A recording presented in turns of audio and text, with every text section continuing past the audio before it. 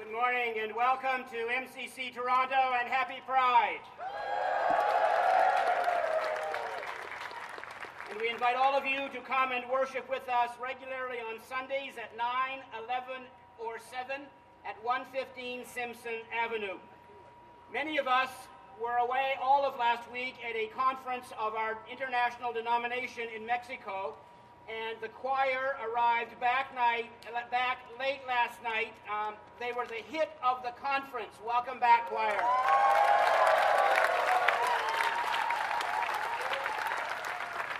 You can hear the choir and their concert on our website, and every Sunday you can worship with us live, or by the end of the next day, it is downloaded on the site, archived, and the last 15 weeks are there. Music, sermons, everything. So please worship with us at mcctoronto.com. I want to remind everyone that this is a worship service, and in Canada it is a criminal offense to disrupt a worship service, and any disruption will be prosecuted.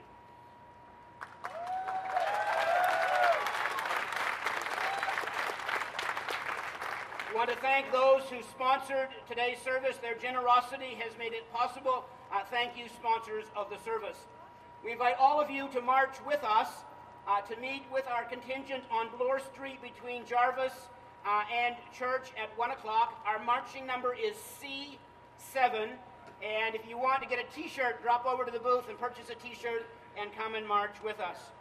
We have a number of dignitaries with us today, and as usual, we may have missed someone as you've come in, and I apologize in advance if we have. But we ask you to hold your applause until we recognize all of the dignitaries. Liberal MP Bob Ray, Liberal MP Carolyn Bennett, Liberal MP Boris Jasneski, Federal NDP leader and MP Jack Layton, NDP MP Olivia Chow, the Honourable Kathleen Wynne, Liberal MPP, Peter Tabbins, NDP MPP, Michael Prue, NDP MPP, City Councillors Pam McConnell, Adam Giambroni, Janet Davis, Sandra Busson, and Paula Fletcher, candidate for Mayor George Smitherman, and candidates for City Councillor Ken Chan, Inza Anderson, and Joel Dick.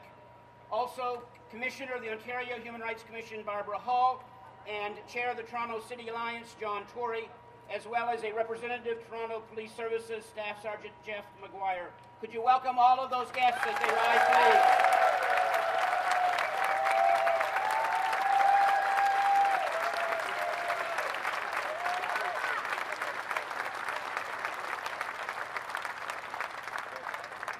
A number of other dignitaries sent regrets. We won't be reading all of them this morning. They went to see the other Queen.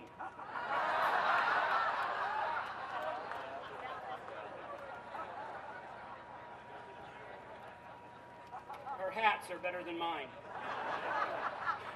Last year, 2 members of our church helped organize the first ever international LGBT rights conference to be held in the Balkans.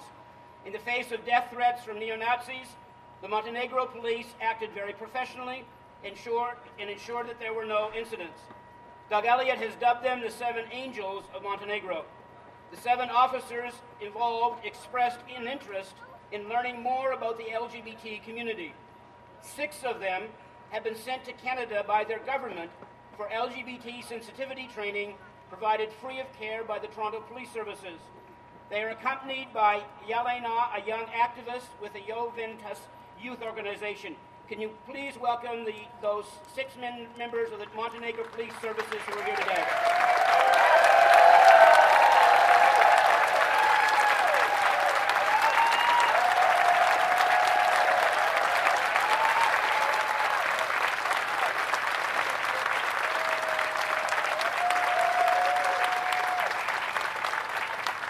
Let us continue now in our worship.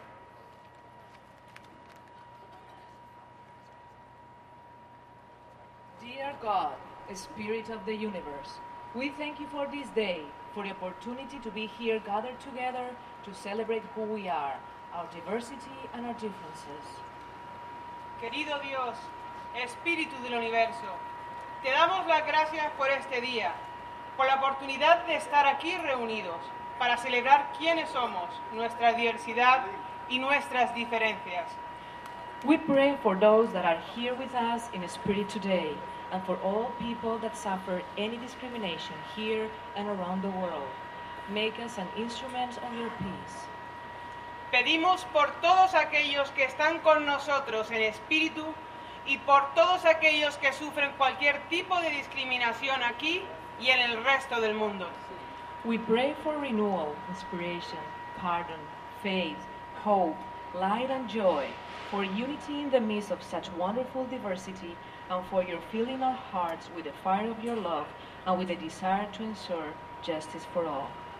Te pedimos por la renovación, inspiración, perdón, fe, esperanza, luz, alegría, por la unidad en medio de toda nuestra diversidad y porque llenes nuestros corazones con el fuego de tu amor y con el deseo de asegurar justicia para todos.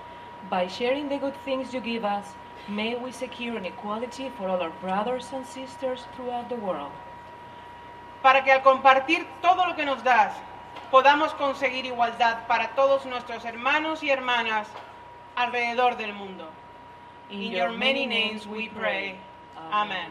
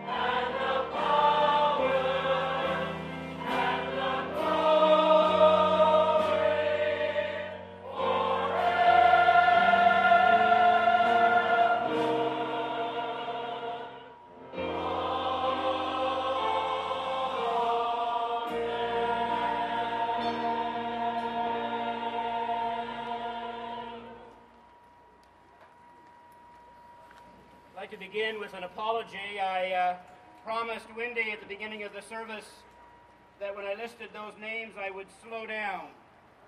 Sorry, Wendy, I got up here and the adrenaline got pumping and I didn't remember until afterwards. So I owe you a lunch or a beer or whatever. Your call.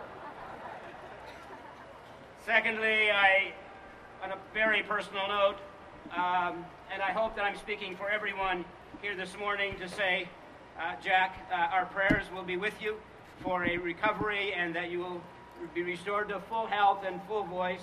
And to you and Olivia, please both know that our prayers are with you.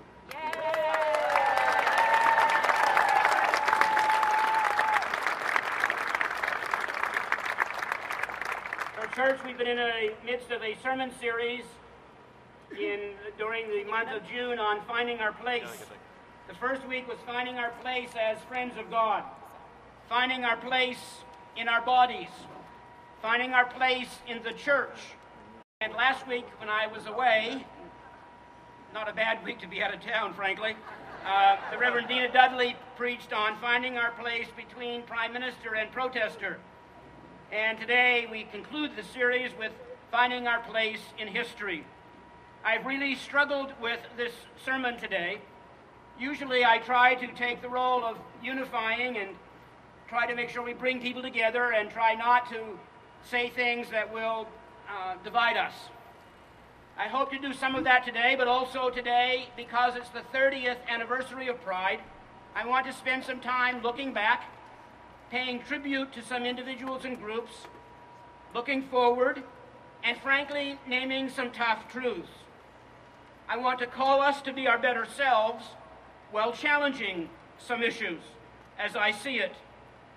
Today I may sound more like an Old Testament prophet, and I know that you will feel free to disagree with me. We say that's important at Mcc Toronto, that we can disagree with each other, and that may be very true today. So if you disagree with some of the parts of the sermon, welcome to Mcc Toronto.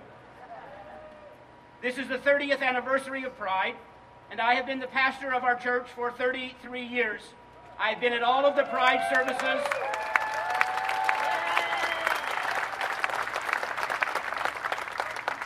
I became pastor at the age of 3. I have been at all the Pride services except for one. And so I want us to look at some historical realities, to look at the last 30 years, the next 30 years, and address some issues for today. What I believe to be one of the main enemies that we have faced over the last 30 years has frankly been our own invisibility. When people don't know us, they can believe the lies, and they can even spread those lies. And those lies have hurt our families, and they have hurt us, and they have caused us to do damage to each other, whether it's addiction or depression or suicide. However, over those 30 years, you've changed that. You've come out to family and friends and people at work, whether you're gay, lesbian, bisexual, or transgendered, or whether you're a supporter and you've also come out. And some of you have lost family members and friends and faith communities because of it. I pay tribute to you and your courage by addressing the invisibility by coming out. And today I particularly pay tribute to one organization that has had an immense impact here and around the world, and who are duly being honored today, PFLAG. Thank you for your work.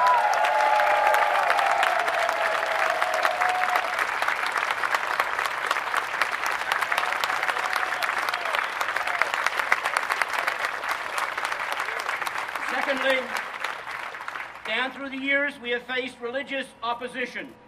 But today I want to pay tribute to the Unitarian Universalist denomination, one of the first denominations to reach out and to welcome us, indeed to welcome many MCCs in North America to be able to worship in their facilities.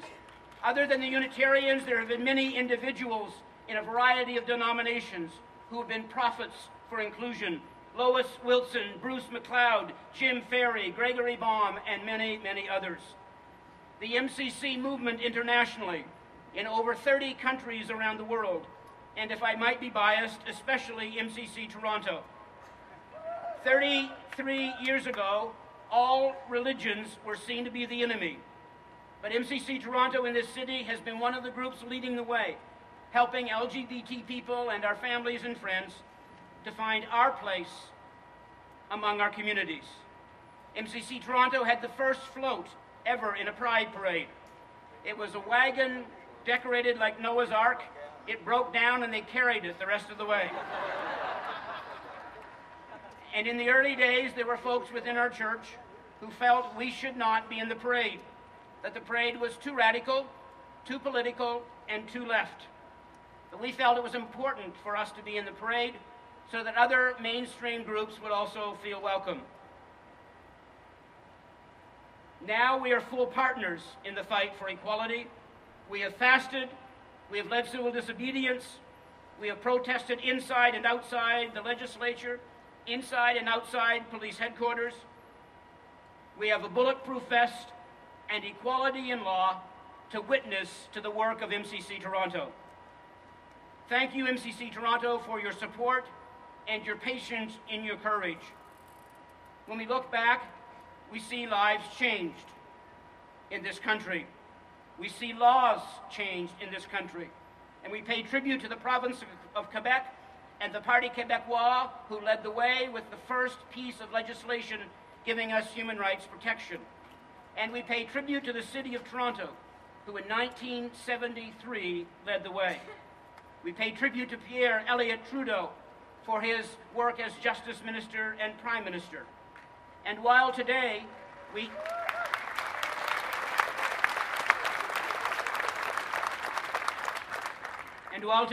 certainly have friends in all political parties, and there are gay politicians in all political parties, some of them out.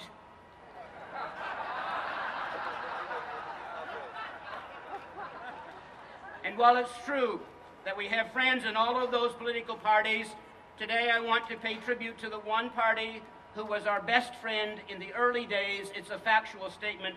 Thank you to the NDP for their support, especially in those early days.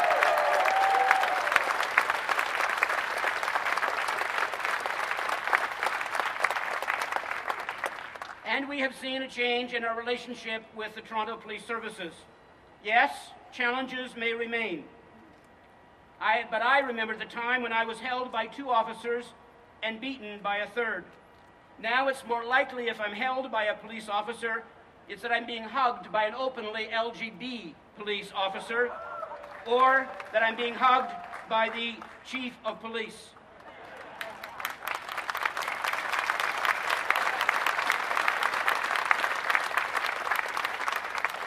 And while serious allegations always need to be investigated, I must say to you that personally I was embarrassed by the reception the chief of police got at the Pride reception that he held for our community.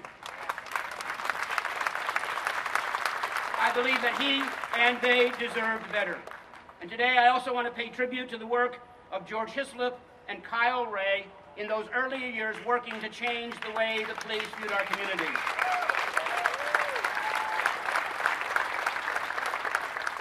Past prides have always had some controversy. There has always been some issues that divide us. Frankly, for many years, it was nudity. Now, I'm not a prude. I support nude beaches and I support nude nights in the bars, and I don't want anyone arrested for nudity, but I really wish you would keep your clothes on during the Pride Parade.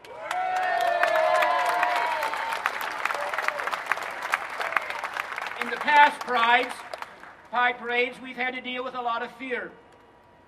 After Bill 167 defeat in the legislature, our Pride Day service in Maple Leaf Gardens, we received a number of death threats. That was the first year I had to wear a bulletproof vest. There were dogs who sniffed through the whole building, searching for bombs because of the threats. We decided to let you know that there were threats so you could make the decision about whether to come to the Pride Parade that year or not. And we were frankly very nervous whether many people would show up. But when the doors opened, you poured in the hundreds and in the thousands to show your support. We have come through difficult prides in the past. Pride Parade once was dominated by fringe groups, and now it's mainstream. And I celebrate that, and I hope that we can keep Pride mainstream. Past prides, 30 years. We also think of the friends that we've lost to AIDS and to despair. Today I want to pay tribute to the AIDS Committee of Toronto, who in those early days began to help our community, to care for each other. And I want to pay tribute to 2 funeral homes, frankly, for in those early days we found it very difficult to find a funeral home who would take our friends as they were dying. But I want to pay tribute this morning to Humphreys and to Rose R. Morrison, 2 of whom led the way.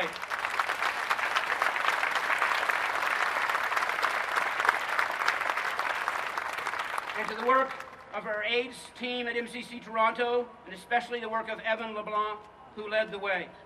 Many diagnosed people left their churches to come to MCC Toronto to die, and it was very tough in those years to try to care for as many people as we were called to care for.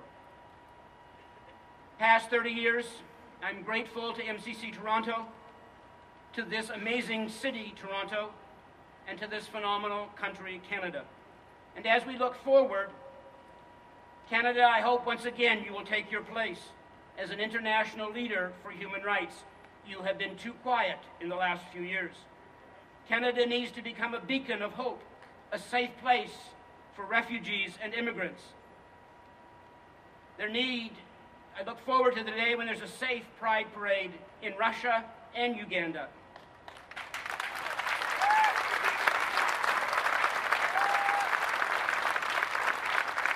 And I look forward to the day when Israel is not the only place in the Middle East with LGBT human rights protections and where Pride Parades go from Tel Aviv to Tehran.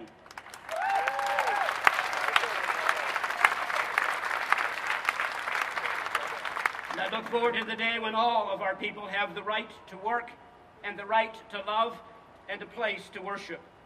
We at MCC Toronto commit ourselves to becoming a virtual church, to reach out with resources on our website in many languages, to form a virtual community of individuals around the world, and to have multi-site worship where people gather together in homes and community centers to use our webcast to worship. In the last 4 months, people from 22 different countries have tuned in to watch our worship service.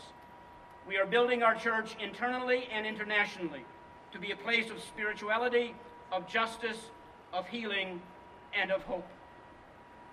There are some issues that remain, some legal issues in Canada. I personally want tougher gun control laws, not weaker ones. Politicians, I encourage you to ban handguns and to save the handgun registry. However, there are some places where the laws need to be modernized or eliminated. We need to get the laws off the lives of sex trade workers, and we need to get the laws off the lives of people who need medical marijuana.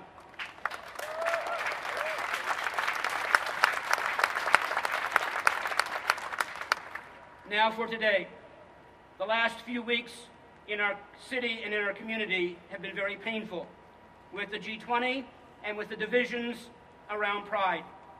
With G20, as I said, while serious allegations of abuse must be investigated and investigated independently. However, I must say personally that in a very difficult situation, there is no one that I would want more to lead us in that difficult situation than Chief Bill Blair.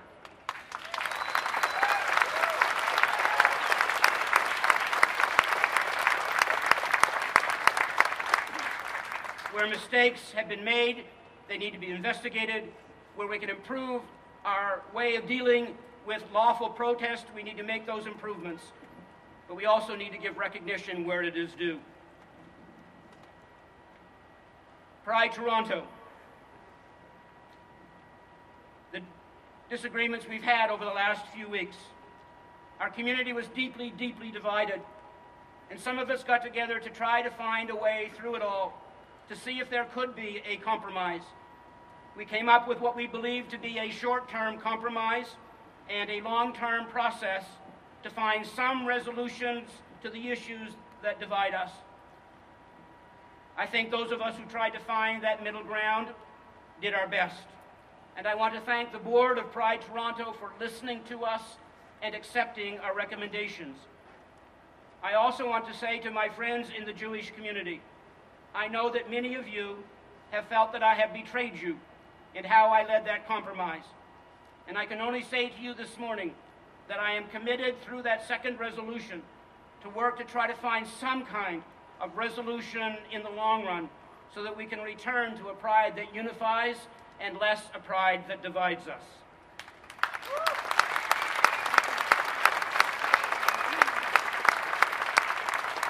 And in the Pride Parade today, I will be carrying a sign that says, "Today of all days, can't we be at peace with each other?"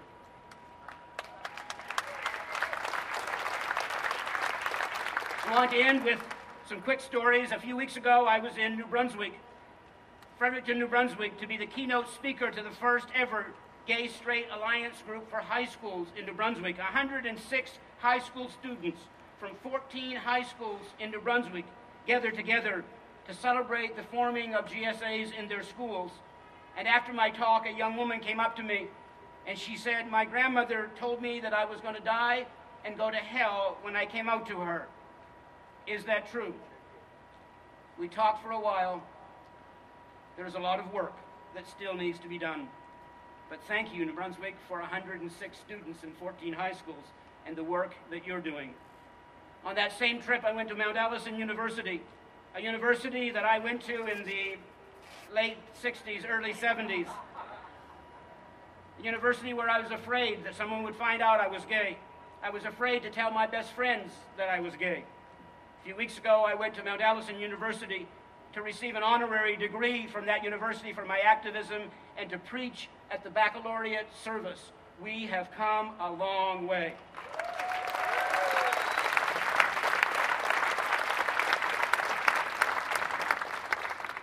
However, the highlight came for me just a couple of weeks ago.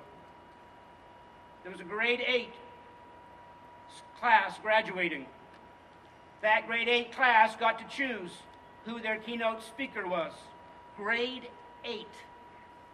That was a class at each East Alternative School. And that class overwhelmingly voted to have me come to be their keynote speaker, a grade 8 class. How far we have come.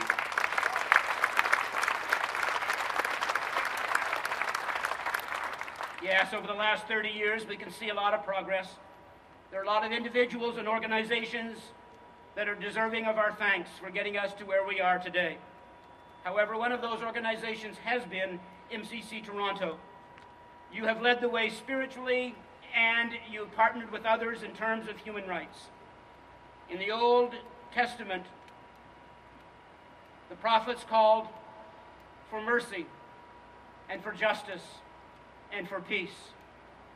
In the New Testament, it says, "Once you were not a people, but now you are the people of God." Thank you, Mcc Toronto, for helping to make that a reality in our community today. Happy Pride.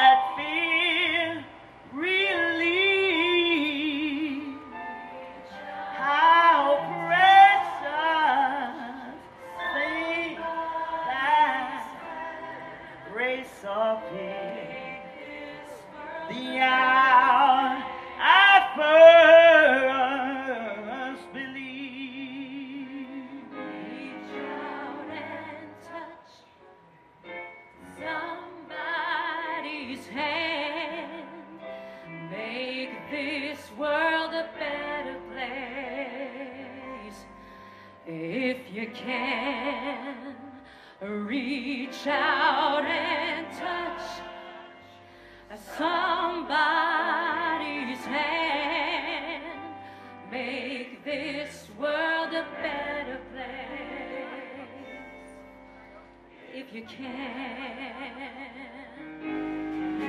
through many dangers, toils and snares, we have already come. 'Twas grace that brought us safe thus far, and grace will lead us home. When we've been here 10,000 years, bright shining like the sun. Yes, we can. Yes, we can. Let's dance to sing God's praise.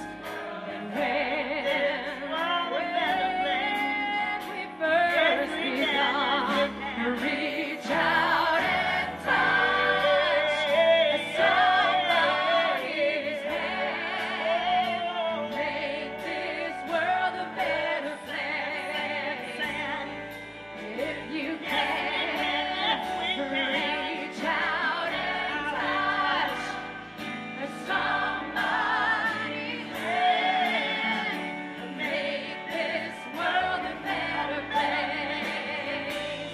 Hey, yes, you can. Reach out and touch somebody's hand.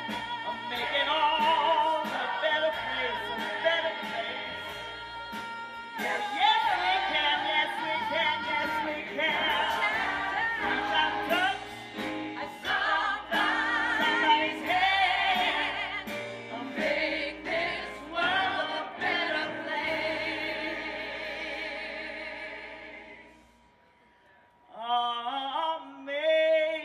Amazing grace, how sweet the sound that saved a soul like you and me, like you and me. I once was lost, but now I'm found. Was blind, but now I see.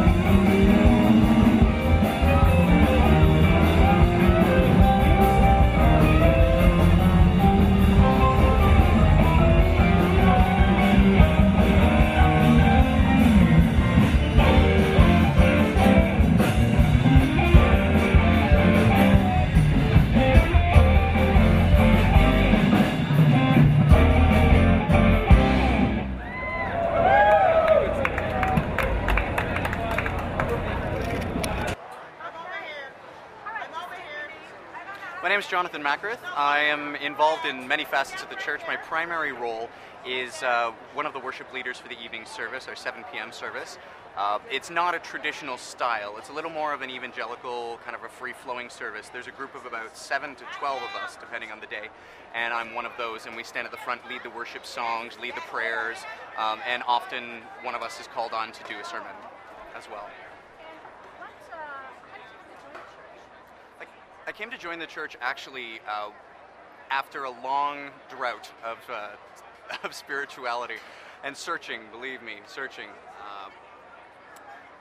I was effectively kicked out of the church that I was a part of. I was part of an evangelical church, and when they found out that I was gay, they pretty much said, well, we don't agree with you, so we're going to make it very difficult. They didn't say we're going to make it difficult, just their actions, the way that they reacted to me every time I came into the church.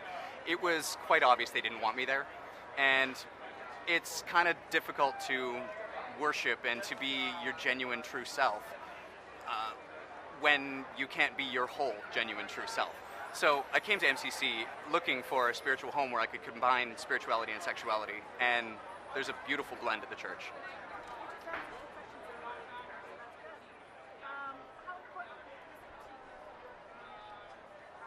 My community, the queer community? It's important to me for my community that they realize that all the rhetoric we hear from, especially from the United States, from the fundamentalist movement, is not necessarily the only interpretation of God. For many people, God is interpreted in the sunshine that's beating down on us right now. It's the wind that blows through your hair. For many people, there's a very distant spiritual God who's up there and who is very male and very controlling. For many people, it's inside. It's important for me and my community to understand that you don't have to interpret God the way that is being shouted at you, that you're going to hell and that you're going to burn and all of this rhetoric, because as much as one group is going to burn, another group is going to burn, you can go on and on and on. There's plenty of people that are condemned in the Bible. It should be more about communing as a Christian siblinghood, as opposed to let's find a way that we can divide us all.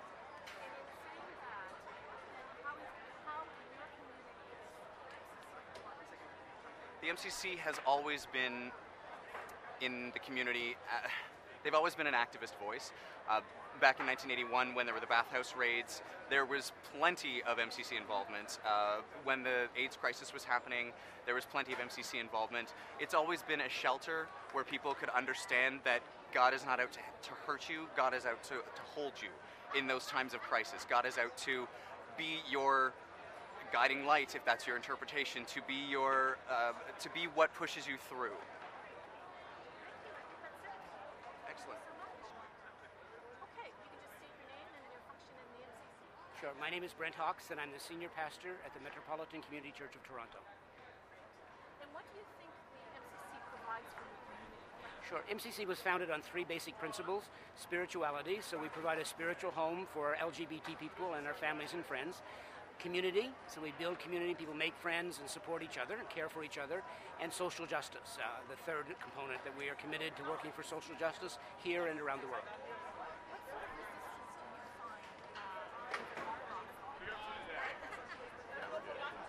The major resistance to full equality for gays and lesbians around the world is certainly religious opposition. In Canada, the public opinion polls showed there's 2 groups who have opposed gay rights. One are people who don't know anyone who's gay.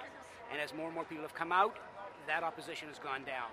But what has remained pretty steady is religious opposition here and around the world. And one of the roles of our church is to address that religious opposition, to say that you can be gay and Christian, you can be gay and Jewish, you can be gay and Muslim, etc., and to respond to that religious opposition.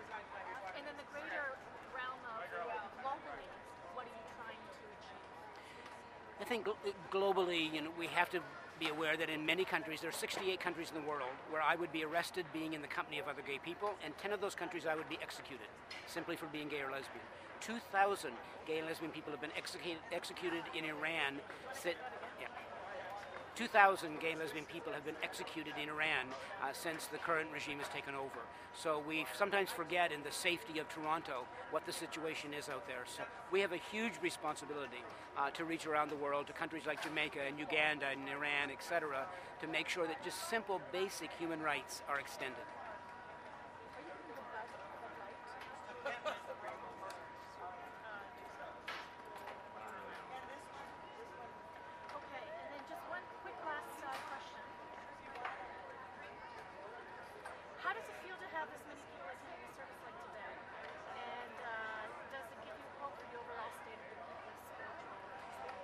When I first came here in 1976 and became pastor of the church in 1977, the gay and lesbian community was very anti-religious, very anti-spirituality. And part of our role was to re-spiritualize the community. And we've seen that happening. Today at the Pride Day Parade, you're going to see many, many different religious groups. In fact, the religious groups probably form the largest contingent of the Pride Parade. So we've seen gay and lesbian people be more and more open to religious communities. Yes, there's still opposition. Yes, we still have to make changes. But so it feels great to see the community coming together at the service today and rallying around supporting the various GLBT religious groups. Great. I think you answered two questions in one. So that's fantastic. Okay. Thank you so much Great. for your time. For sure. And I'm sure we'll do that. And then I'll ask you a very brief question. I thought I asked. All right. So just state your name and your function within the MCC. I'm Dawn Sinclair. I'm in the choir at the Mcc Toronto. I'm also a worship assistant at Mcc Toronto as well. Okay. How did you come to join the MCC? A long time ago, I decided to join the Mcc Toronto with my then partner to find a place where we could have a holy union. Now, it's 26 years ago. And we stayed for a while, became members, and became Holy Union counselors ourselves. And then, excuse me, and then when our relationship broke up, I stayed on. And I have a child who's grown up here, and she was the first child born to MCC, and has grown up in MCC, and has learned a lot through our time with MCC. Do you, and that will dovetail nicely into my next question, how important is it to you to be within the church, in the community? It's really important to me to be within the church, within this community, for many reasons. Being a bisexual person, having that kind of understanding and support and acceptance has been very, very important to me. But having a child and raising a child in this community has been important because I wanted her to learn to be accepting of all and to speak up when she comes across different kinds of phobias. And she's done that very well and is doing that now as a career. And also having just another kind of family that you can be different in, that you can be yourself in, and knowing that it's okay. Not having to pretend has been wonderful for me. Have you come across any antagonism from other churches in your community? Or has it been fairly... Within our own community, the antagonism that we've come from... Start that again? I come across any antagonism within churches within our own communities? Yes. There has been branchings off of churches. Whether I'd say antagonisms, I cannot say personally that I've seen it or heard it. I certainly know that politically we've had differences within other non-straight churches, let me say, in the community. Certainly there's other churches throughout our city that may have had issues, but I quite frankly can say that most of them have come around, which has been very nice. That's great, and that's a great way to end it. Thank you. Thank you.